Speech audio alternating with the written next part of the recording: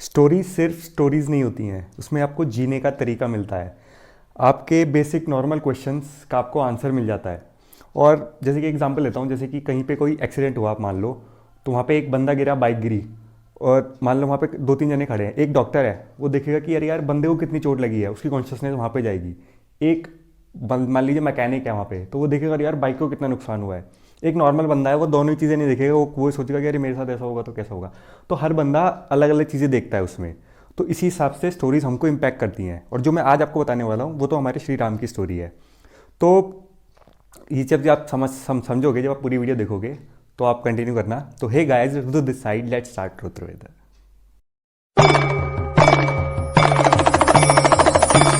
पहले राम जी की कुछ लीडरशिप क्वालिटीज़ की बात करते हैं।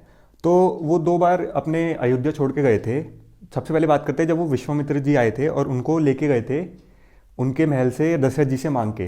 तब उनको राक्षस का करने के लिए, संहार करने के लिए लेके गया था, जहाँ उन्होंने ताड़का को मारा था।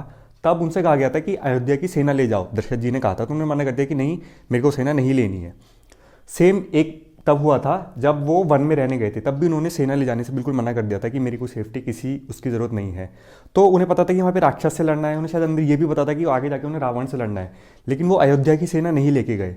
वो इतने आत्मविश्वासी थे, उन्हें पता था कि मैं जहाँ जाऊँगा मैं वहीं सेना बना सकता हूँ। तो जैसे कि उन्हें थोड़ा सा हो सकता है ये भी पता हो कि जो अयोध्या की सेना काम करती है वो वेतन पे, मतलब सैलरी पे काम करती है। तो जो बंदा सैलरी पे काम करता है, और जो बंदा आप किस चीज़ से परेशान है, आप उसको लेके उसकी सेना बनाओगे तो अलग ही बनती है। थोड़ा सा एक्सप्लेन करता हूँ कि जैसे कि राम जी ने जो सेना बनाई थी रावण से लड़ने के लिए, वो इंसानों की नहीं थी, वो वानर और जैसे जामवन वगैरह, रीछ वगैरह, इन सब लोगों की सेना बनाई थी। तो ये लोग राक्षसों से ऑलरेडी परेशान थे। तो ये, जैसे कि मैंने कहा कि अयोध्या की सेना सैलरी पे काम करती है, तो हो सकता है कि कोई उन्हें ज़्यादा सैलरी दे, जैसे रावण ज़्यादा सैलरी दे तो वो उनकी तरफ चले जाए, ऐसा भी तो हो सकता था। लेकिन नहीं, जब जैसे वानर और रीछ वगैरह ये लोग ऑलरेडी, मतलब और भी काफ़ी जन थे, वो परेशान थे रावण से, तो वो सैलरी भी देंगे तो वो नहीं जाएंगे, क्योंकि वो कॉमन पर्पस के लिए काम कर रहे थे वहाँ पे। तो अब यहाँ पे ऐसा समझो, लीडरशिप क्वालिटीज़ ये है कि जब आप ऐसी चीज़ के लिए काम करते हो तो पैसा यहाँ पे सेकेंडरी हो जाता है। आज की डेट में तो ऐसा नहीं हो सकता, पैसा बहुत ज़रूरी है, बिना पैसे के नहीं चलेगा। लेकिन आपकी बाकी, मतलब पैसा सेकेंडरी हो जाता है, आप जिस कॉमन पर्पस के लिए काम कर रहे हो वो बड़ा हो जाता है। नेक्स्ट पॉइंट है जो है गेटिंग विद द फ्लो। मतलब आपकी लाइफ चलती है तो हर चीज़ आपके हिसाब से नहीं होती। तो इस चीज़ को श्री राम जी कहते थे प्रभु इच्छा अनुसार।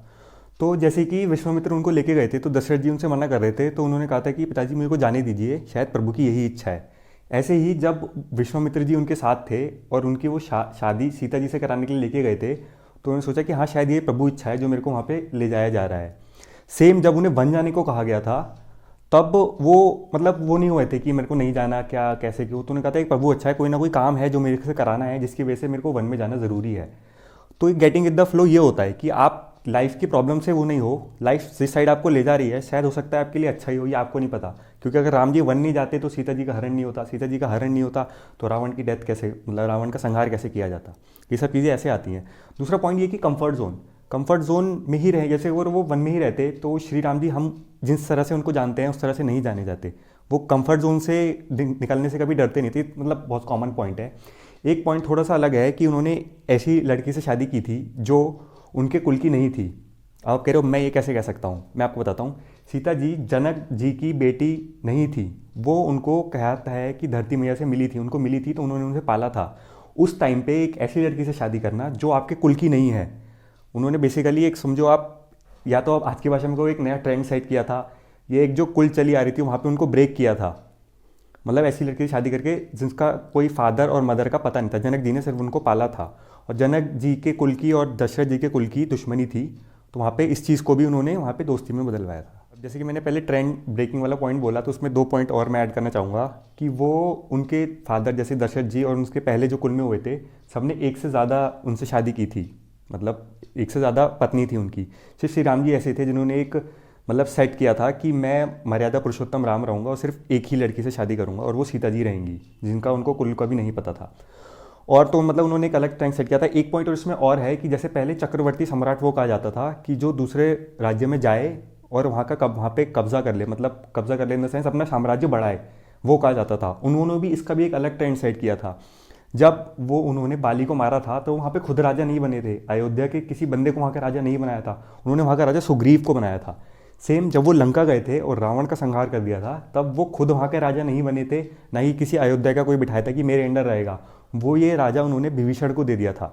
मतलब ये भी एक तरह से उन्होंने एक अलग ट्रेंड सेट किया था कि चक्रवर्ती सम्राट वही नहीं होता जो अपना राज्य फैला दे। मतलब खाली वही राज्य नहीं होता, आप जो दिल से जीतो वो भी राज्य हो सकता है। नेक्स्ट पॉइंट है, जब उन्होंने विभीषण को समझाया था कि आखिर उसे राज चलाना कैसे है, तो उन्होंने विभीषण को ये समझाया था कि तुम्हारा सिर्फ गद्दी पे ही बैठना काफ़ी नहीं है, क्योंकि अभी तक जो काम चल रहा है वो रावण के हिसाब से चल रहा है, जो पहले से चलता है। खाली तुम गद्दी पे बैठोगे तो नहीं होगा, तुम्हें अंदर से कुछ चीज़ें वहाँ से रूल्स वगैरह जो भी थे वो बदलने पड़ेंगे, अपने हिसाब से करने पड़ेंगे, तब लोग बदलेंगे। तो सेम जैसे कि मैं थोड़ा इधर से लाऊं कि अंग्रेज जब इंडिया में थे तो वो राज कर रहे थे। अगर अंग्रेज को हटा के किसी इंडियन को बिठा दिए और सारे रूल्स वैसे ही चलते रहे तो बेसिकली रूल तो वही चल रहा था ना। अंदर से इंडिया तब चेंज होगा जब उसे इंडिया को इंडिया के हिसाब से चेंज किया जाएगा। अब ये लास्ट पॉइंट है तो मैं थोड़ा सा इसमें बताऊंगा कि जैसे कि जब विभीषण राम जी ने विभीषण को राज्य सौंप रहे थे तो आप कहते कि आप मुझे राज्य क्यों सौंप रहे हैं, आप हमारे यहाँ राजा बन के रहिए, आपके अंडर में काम करूँगा और सब कुछ करूँगा, आपके अंडर रह के करूँगा। तो राम जी ने कहा था कि तुम्हारी ये लंका कितने भी सोने की क्यों ना हो, मेरी जन्मभूमि मेरे लिए सर्वोपरि है। इस वीडियो में मैं इतना ही बोलना चाहूँगा। आप मुझे कमेंट में बताइए कि जो मैंने बोला उससे कुछ आपको और क्या क्या सीखने को मिला, या कुछ ऐसी चीज़ें हैं जो नॉर्मली टीवी में इस टाइप की नहीं दिखाई जाती और आपको पता है, वो आप मुझे कमेंट में लिख के ज़रूर बताइए। तो इस वीडियो को यहाँ पे ख़त्म करते हैं। जय श्री राम और जय हिंद।